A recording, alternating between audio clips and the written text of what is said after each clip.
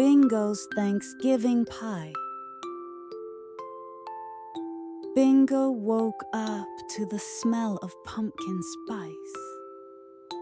Today is Thanksgiving. In the kitchen, Mama was rolling dough and Papa was mixing filling. Bingo asked, "Can I help too?" Mama smiled.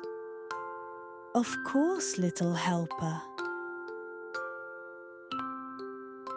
Bingo placed apples and berries, leaving flower prints. Everyone laughed.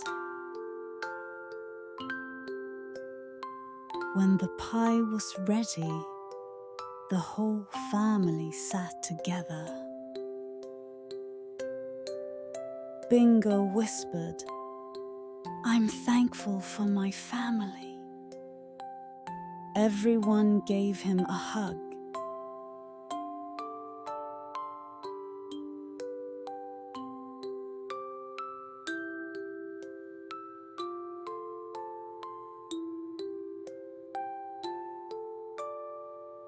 Thank you for listening.